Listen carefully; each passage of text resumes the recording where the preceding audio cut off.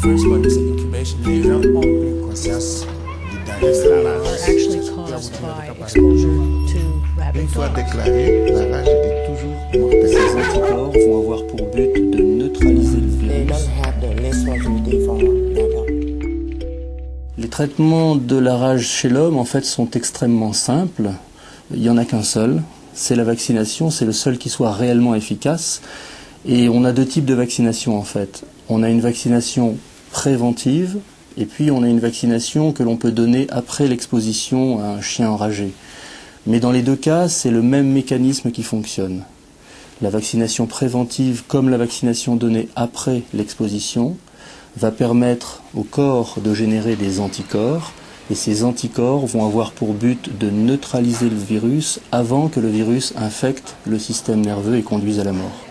La difficulté majeure à réaliser une vaccination préventive massive dans les zones endémiques, dans les pays en développement, est essentiellement liée au fait qu'il y a beaucoup de gens à vacciner et que le protocole de vaccination est un protocole relativement complexe puisqu'il y a 3 injections.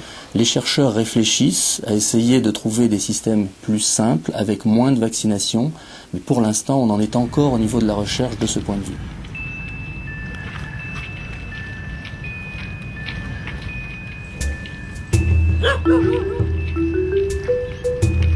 Although she's in daily contact with dogs that may carry the virus, Daniela, like Bess and Maddie, has not been vaccinated.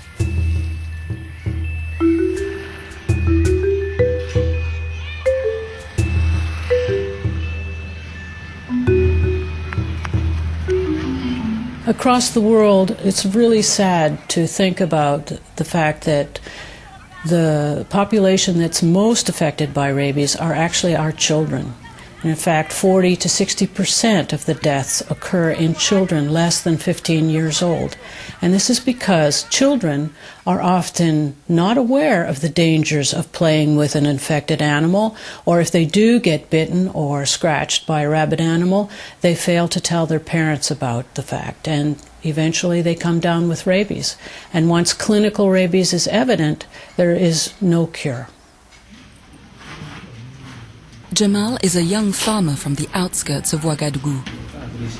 He was bitten by a stray dog 2 months ago, but made do with a bandage. By the time his family took him to the hospital, it was too late.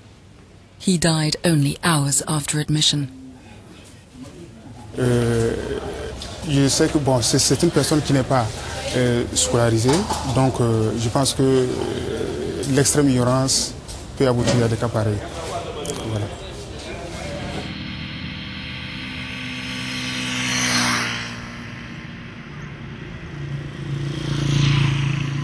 Malheureusement, les agents de santé ne connaissent pas bien les procédures de prise en charge en cas de morsure.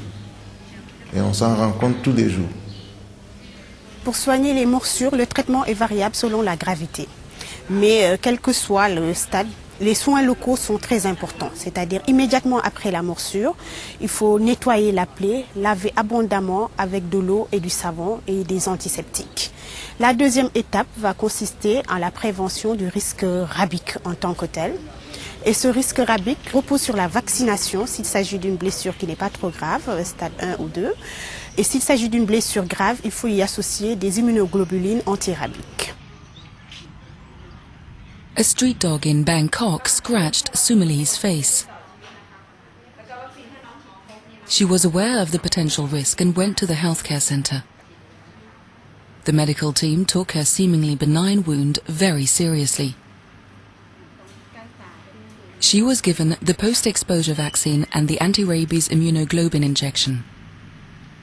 En fait, le principe de l'immunoglobuline, on a parlé tout à l'heure de la vaccination qui permet donc à votre système immunitaire de fabriquer vous-même des immunoglobulines, mais cette fabrication prend un certain temps. Et au moment où vous êtes mordu, parfois, vous avez besoin localement, immédiatement d'immunoglobulines. On va neutraliser le virus par les immunoglobulines qu'on apporte, avant que les immunoglobulines que l'on fait viennent compléter la neutralisation. La personne laisse la bon, c'est jusqu'au jour où ça a déclenché.